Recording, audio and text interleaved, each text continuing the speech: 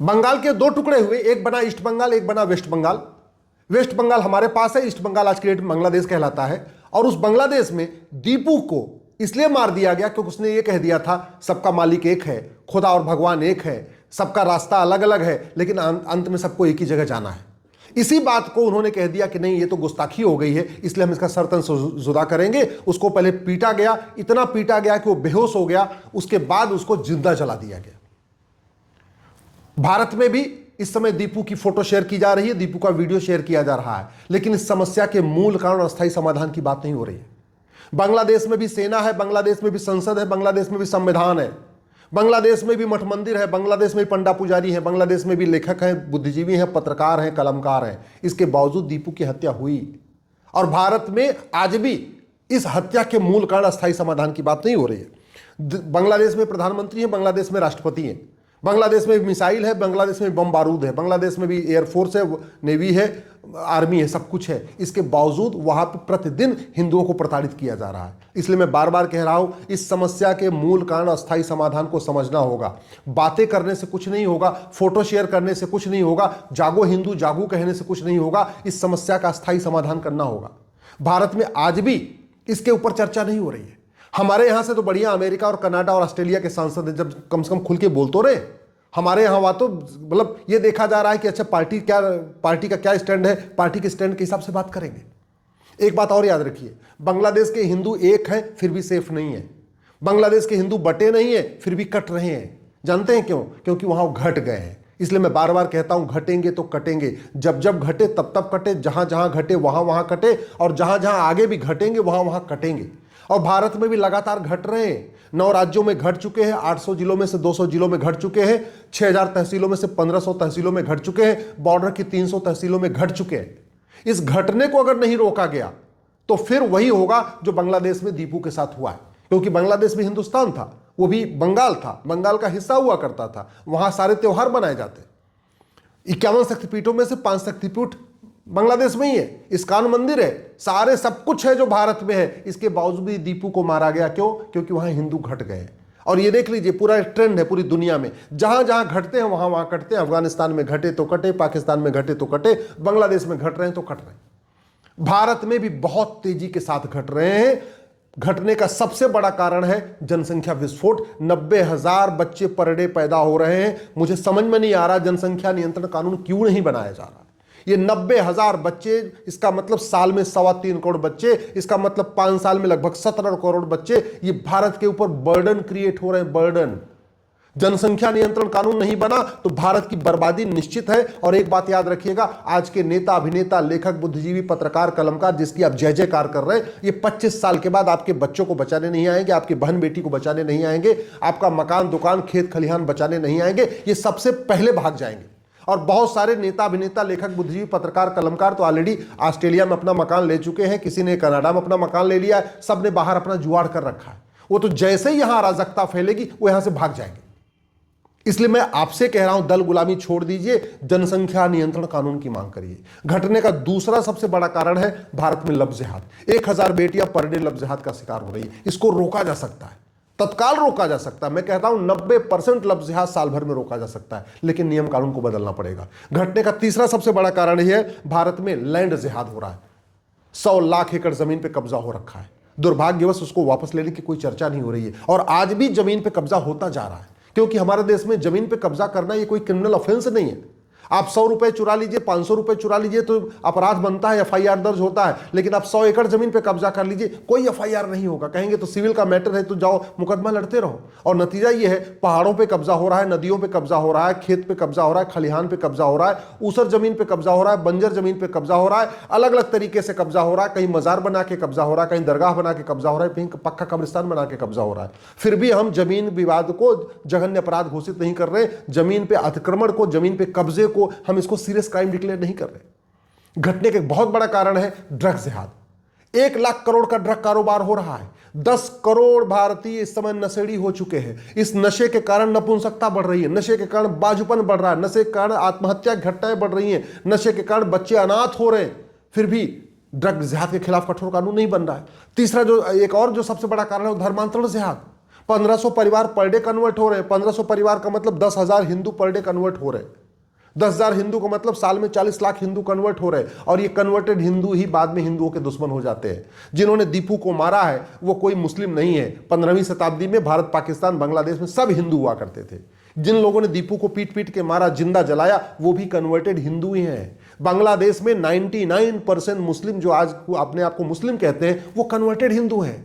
पाकिस्तान के 99% मुस्लिम कन्वर्टेड हिंदू हैं। भारत के 99% मुस्लिम कन्वर्टेड हिंदू हैं। आज की डेट में जो हिंदुओं के दुश्मन बने हुए हैं, इसमें से कोई ब्राह्मण था, कोई क्षत्रिय था, कोई वैश्य था, कोई दलित था, कोई धोबी था, कोई नाई था, कोई कुम्हार था, कोई तेली था, कोई पटेल था, कोई जाट था, कोई गुजर था, सबके सब।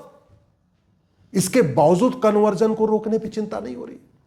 तो अगर लफ्ज जिहाद नहीं रुका, लैंड जिहाद नहीं रुका, ड्रग्स जिहाद नहीं रुका, घुसपैठ जिहाद नहीं रुका, धर्मांतरण जिहाद नहीं रुका, जनसंख्या जिहाद नहीं रुका, तो जो पाकिस्तान में हो रहा है, जो अफगानिस्तान में हो रहा है, जो बांग्लादेश में हो रहा है, कुछ साल के बाद भारत में भी हो रहा है। घुसपैठ जिहाद की चर्चा नहीं हो रही है। घुसपैठ का मूल कारण है घूसखोरी। घुसपैठिए आ रहे, फिर भी घुसपैठियों के खिलाफ कठोर कानून नहीं बन रहा है। जो घुसपैठियों की मदद कर रहे हैं उनके खिलाफ कठोर कानून नहीं बन रहा है। तो समाधान मैं आपको बताता हूं। समाधान यह है कि सबसे पहले भारत में लफ्ज जिहाद, लैंड जिहाद, ड्रग्स जिहाद, घुसपैठ जिहाद, धर्मांतरण जिहाद को राष्ट्र की सुरक्षा के लिए खतरा घोषित किया जाए। इस नेशनल सिक्योरिटी एक्ट को बदला जाए।